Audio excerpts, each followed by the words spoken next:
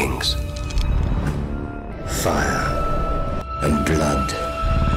Hepiniz hoş geldiniz arkadaşlar. Güncel olarak evrenin en büyük ikinci ejderhası olan Vermithor hakkında her şeyi konuşacağız bugün. Video iki parça şeklinde olacak. İlk kısımda Vermithor'u genel olarak ve geçmiş üzerinden değerlendireceğim. Bu kısımlar spoilersız olacak. Devamında ise büyük çoğunlukla dizinin 3. sezonu ve daha sonrasını kapsayacak şekilde spoiler olarak tüm hayatını anlatacağım. O kısma geldiğimde uyarımı yaparım zaten. Spoiler istemeyenler orada kapatabilirler videoyu. Vermithor dediğimizde aklımıza Jaehaerys gelir. Vermithor ile ikisinin kaderi birlikte yazılmış. Dizimizin başına gördüğümüz ihtiyar kraldan bahsediyorum tabii ki. Önce Vermithor'un genel özellikleriyle başlayalım. Kral topraklarında ilk çatlayan yumurta, yani kral topraklarına doğan ilk ejderha Vermithor. Ondan önce zaten 4 tane ejderha var. Ya Valyria ya da Dragonstone kökenli bunlar. Vermithor ise ikinci jenerasyon ejderhalardan. Bu arada ben o şekilde tanımlıyorum. Büyük oranda bronz renkli fakat alt renk olarak da altın karışımlı bir ejderha. Özellikle o sert çene yapısı ve kendine has böyle sakallı görünüşüyle dikkat çekiyor. Diğer ejderhalara göre çok daha hızlı gelişen, özellikle vücut yapısı çok daha yapılı ve kaslı duran bir ejderha. Kendisiyle aynı yaşta olan bir ejderhaya göre güç baremi çok daha fazla onun. Ateşi bile diğer ejderhaların hepsinden daha sıcak. Zaten bronz öfke lakabını buradan alıyor. Acayip hızlı büyüyor. Çok kısa sürede savaşabilecek bir hale geliyor.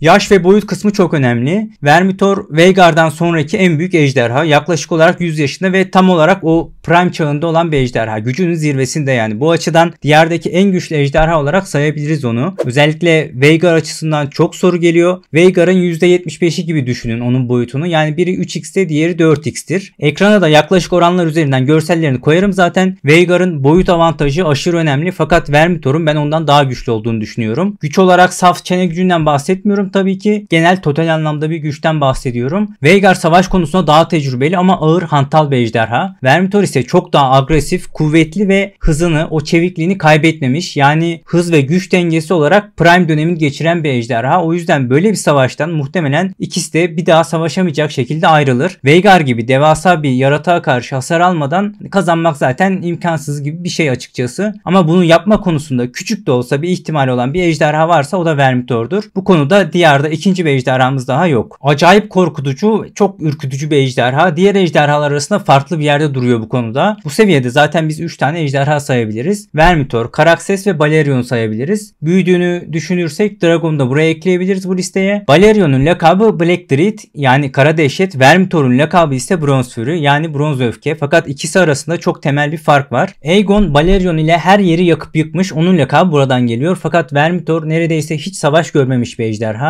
Onun korkutuculuğu ise Jaehaerys'in onu kullanma şeklinden geliyor. Yani onu bir korku figürü, son çare olarak hep o korkutuculuğunun gölgesini böyle herkesin üzerine hissettirmesinden kaynaklı bir şey. Yani Vermithor aslında bir barış figürü. Yani bir denge unsuru krallık için. Jaehaerys döneminde krallık 50 yıl barış içerisinde yaşadıysa bunun en önemli unsuru Vermithor'un yarattığı tehdit, bu yarattığı baskı mekanizmasıdır. Vermithor çok savaşa katılmış bir ejderha değil. Fakat onun önemini algılamak için bizim Jaehaerys'in bakış açısını yakalamamız gerekiyor. Aegon the Conqueror'ın Rhaenys'ten olan oğlu Aenys'in 5 tane çocuğu oluyor. Yani Aegon'un 5 tane torunu oluyor. Aegon'un torunlarının en büyüğü Prenses Rhaena'nın kardeşlerine böyle aşırı bir ilgisi var. Böyle aşırı farklı bir bakış açısı, bir sevgisi var. Hayvanlarla da arası zaten çok iyi. Özellikle ejderhalarla falan. Jaehaerys ile başlayarak kardeşlerinin beşiklerine ejderha yumurtası koymaya karar veriyor. Aslında bir Targaryen geleneği başlıyor burada. Jaehaerys ve kardeşi Alysa'nın yumurtaları çatlıyor ve bunlardan çıkan ejderhalara Vermithor ve Silverwing isimleri koyuluyor. Alysa'nın olmadan Jaehaerys anlatılamaz. Silverwing olmadan da Vermithor anlatılamaz. Onların hikayesi hep birlikte yazılmış. Bir kraliyet geleneği başlıyor aslında bu tarihten sonra. Prens ve prenseslerin beşiklerine hep ejderha yumurtaları koyuluyor. Jaehaerys nasıl bir ortamda büyüdü? Gelin isterseniz öncelikle buna bir bakalım. Jaehaerys 2-3 yaşlarındayken diyarda şöyle bir ortam, şöyle bir hava var. Aegon the Conqueror hayatta. Babası varis. Babasının 3 tane erkek çocuğu, varisi var. Jaehaerys bunların en küçüğü. Yani onun için her şey mükemmel durumda. Sonra babası tahta geçiyor. Fakat bir süre sonra ölüyor ve amcası Maegor tahtı gasp ediyor. Daha sonrasında onun için işler tamamen tersine dönüyor. İlk olarak amcası Maegor abisinin tahtını gasp ediyor. Tüm aile dağılmış durumda. 5 yıl içinde oluyor bunlar. En büyük ablası ve abisi evlenmiş. Gizlice bir yerlerde ordu toplamaya çalışıyor. Diğer abisi Viserys Maegor tarafından tutuluyor. Kendine yaver yapılmış. Jaehaerys annesi ve Alicent Visenya tarafından tutsak tutuluyor. Bir süre sonra en büyük abisi Aegon ve ejderhası Quicksilver Maegor tarafından öldürülüyor. Diğer ablası Maegor tarafından kendine zorla eş yapılıyor. Abisi işkence altında öldürülüyor. Jaehaerys, annesi, küçük kardeş Alicent bir şekilde Visenya'nın ölümünün ardından Dragonstone'dan kaçıyorlar ve kaçak yaşamaya başlıyorlar. Ve bir süre hayatları böyle geçiyor. 5-10 yılda yaşadığı değişime bakın ve bunları yaşarken yaşı çok küçük ama tüm bunlar ona farklı bir vizyon, farklı bir bakış açısı kazandırıyor ve tüm burada yaşadıklarının etkisini tüm hayatına uyguluyor ve ona göre bir hayat akışı oluyor. Aradan bir sürü olay falan oluyor. En sonunda Jaehaerys 14 yaşındayken tahta geçmek için hazırlık yaparken yazar Vermitor'dan yaratık diye bahsediyor ki ikisi de aynı yaşlarda. Jaehaerys'ten kısa süre sonra doğuyor Vermitor. O yaşlarda bile çok yırtıcı bir ejderha. Kitapta Jaehaerys'in bu yırtıcı ejderhayı kullanma şeklini anlatan bize 4-5 farklı olay var. Bunlar biraz daha anlaşılır olması için isterseniz örnekler üzerinden gidelim. Mesela tacı almaya gittiğinde Jaehaerys Vermitor ile tepeden iniyor ve doğrudan geride kalan az sayıdaki Maegor destekçisinin karşısına dikiliyor. Zaten hemen onun önünde eğiliyorlar falan. Daha sonrası tabi belli şartlarda falan affediyor onları ama ilk hareketi onlar üzerinde gerçekten de çok önemli bir etki yapıyor ve tüm ortamı bir anda değiştiriyor. Jaehaerys'in yaşının küçük olması sebebiyle naiplik görevini annesi onun yerine Alyssa Velaryon yaparken Alyssa Velaryon kralın eli olan Rhaegar Baratheon'la evleniyor. Aslında çok büyük bir güç kayması demek. Yani çok kritik bir evlilik bu. Sonuçta taht ve yönetim konusunda en yüksek, yani sesi en fazla çıkan iki isim evleniyor burada. Günlerce sürüyor, günlerce konuşuluyor ve müthiş bir düğün oluyor. İnanılmaz bir sükse yapıyor gerçekten. Ama 15 yaşındaki küçük kralı burada hesaba katmıyorlar. Jaehaerys Dragon Pit'e tepeden ejderha ile iniş yapıyor. O zaman tabii şimdiki bildiğimiz gibi alanın tepesi açık, henüz inşa edilmemiş. Jaehaerys ve Alicent, Vermitor ve Silverwing ile beraber oraya iniş yapıyor ve tüm dikkatleri kendi üzerine çekmeyi başarıyor burada. Ve bu güçlenmeyi daha başlamadan bir nebze olsun ezmeyi başarıyor. Sonra kardeşiyle çok ani bir şekilde evleniyor. Annesi ve kralın eli buna karşı. Kralın eli Rhaegar Baratheon epey olay çıkartıyor zaten. Ki Jaehaerys'in babasının döneminde bu sebeple çıkan isyanı falan düşünürsek aşırı cesur bir hamle bu gerçekten.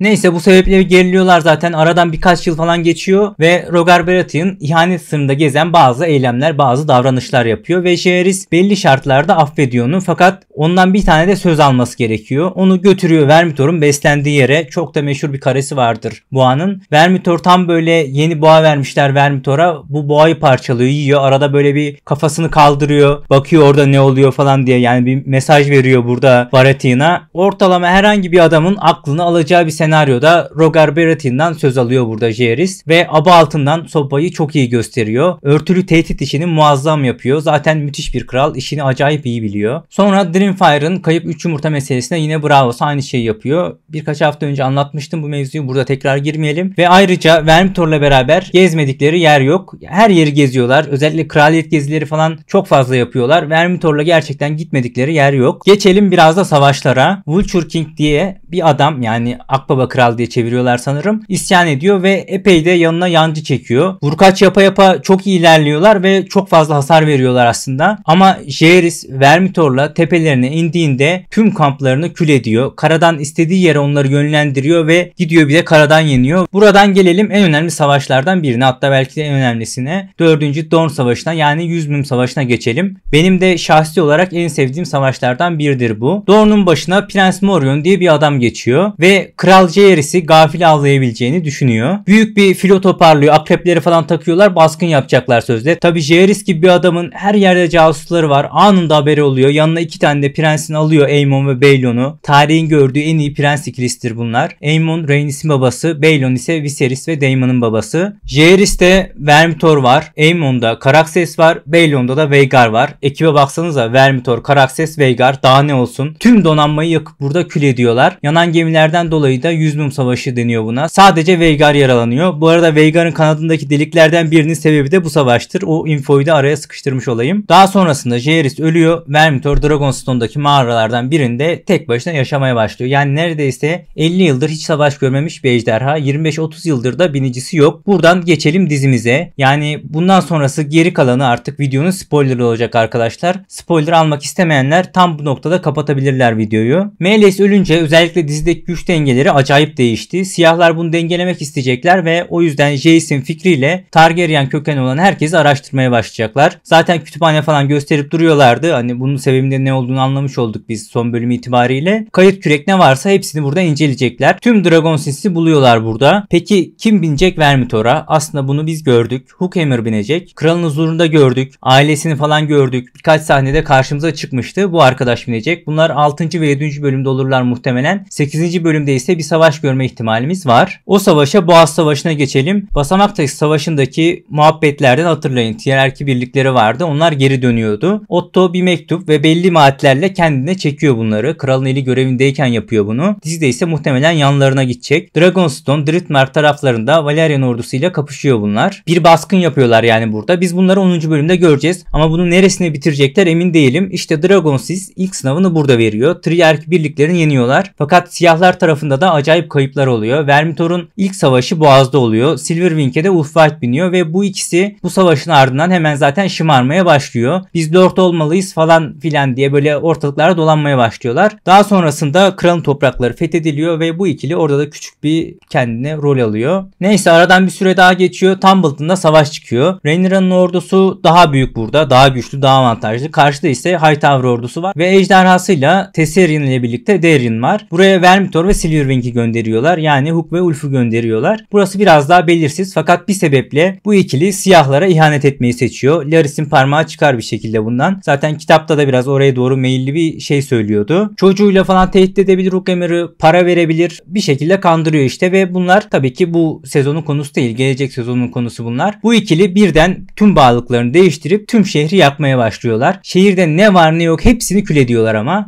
Tabii bu ikilinin ihaneti tüm dengeleri alt üst ediyor. Güç dengesinden ziyade güven ayarlarını bozuyor. Siyahlarda özellikle Rhaenyra'da denge diye bir şey kalmıyor. Ben normalde kitapta Rhaenyra'yı bu noktadan sonra sevmem. Dizide bence çok daha farklı işleyecekler bu konuyu. Biraz daha güzel işleyeceklerini düşünüyorum ben. Neyse aradan bir süre daha geçiyor. Yine olaylar falan ama Daeron da eklenince bunlar orada 3 tane ejderha yapıyorlar. Daeron doğrudan burada kralın şehrine saldırmak istiyor. Ama bunların bağlılıkları aslında tamamen yeşillere değil. En son noktada Hookhammer ben kral olmak istiyorum falan diyor. Daeron tabi burada kafayı yiyor. İkisini de öldürme planları yapıyorlar. Tam o sırada bir gece ortalık yanmaya başlıyor ve bir bakıyorlar ki Sea Smoke ile Eddon burada savaşmaya gelmiş. Ordusuna kendi toplamış. Çok iyi karakter cidden. Çok severim onu da. Tek başına 3 tane ejderhaya meydan okumaya geliyor. Ortalığı acayip dağıtıyor. Yeşiller tamamen hazırlıksız yakalanmış durumda. Ejderhalarına uzaklar. Ejderhasına ulaşmaya çalışırken Hookhammer burada yeşillerden cesur Jon lakaplı Jon Roxton tarafından öldürülüyor. Gelelim ejderha savaşına. Öncelikle 3 ejderha da sahipsiz durumda. Özgürler yani istedikleri gibi avlanıyorlar burada. Binicileri ise onlara ulaşamıyor. Ama Sea Smoke'un tehdidinden dolayı ejderhaların kanı kaynamaya başlıyor. Tabi bir de ok atanlar, mızrak atanlar falan var. Ejderhalara saldıranlar var. Vermithor hepsini öldürüyor bunların ama Tesserion baş edemeyince tek başına havalanmayı tercih ediyor. Ejderhaların dansı dediğimiz şey aslında sadece burada yaşanıyor. Yazar sadece burayı dans diye tanımlıyor bize. Sea Smoke ve Tesserion birbirlerinin etrafına dönüyorlar. Ateş püskürtüyorlar. Karşıdakini yakalamaya çalışıyorlar falan. Yazar bunu bir çiftleşme ritüeli gibi tarif ediyor bize. Tam bu anda ise askerlerden belli yaralar almış olan Vermithor bir kükremeyle tüm ambiyansı değiştiriyor. Eddon burada kaçmıyor. Tam tersine binicisiz Vermithor'un üzerine gidiyor. İkisi birbirine yapışıyorlar. Yere çakılıyorlar. Tam Vermithor Sea Smoke'u parçalayacağı zaman Tesserion tepeden bir kükremeyle savaşa dahil oluyor. Sanki Sea Smoke'a yardım etmek istermiş gibi. Kan, çamur, ateş derken Vermithor Sea Smoke'un boynuna yapışıyor ve başını kopartıyor. Uçmaya çalışıyor. Uçamıyor. Kanatları aşırı hasar almış. Çöküyor. Bir süre sonra orada ölüyor Vermithor. Tesserion ise birkaç saat daha yaşıyor. Fakat daha sonrasında günü çıkartamadan o da ölüyor. Yani 3 ejderha da Tumbleton'da ölmüş oluyor. Silverwing ise hiç katılmıyor bu savaşa. Zaten tarihin en uysal ejderhasıdır kendisi. Fakat tüm hayatı Vermithor ile geçmiş. Aynı zamanda doğmuşlar. Sürekli beraber uçmuşlar. Aynı eğlenmişler. Jaehaerys ile Alicent sebebiyle her daim yan yana olmuşlar. Tüm yaşamlarını beraber geçirmiş. Ve bu ejderhanın Vermithor'un öldüğüne inanmıyor Silverwing. Vermithor'un yanına gidiyor. Kanadını falan kaldırmaya çalışıyor. Uçsun diye böyle burnuyla dürtüyor falan. Fakat en sonunda Vermithor hareket etmeyince uzanıyor onun yanına ve orada kalıyor. Çok güzel bir hikaye gerçekten.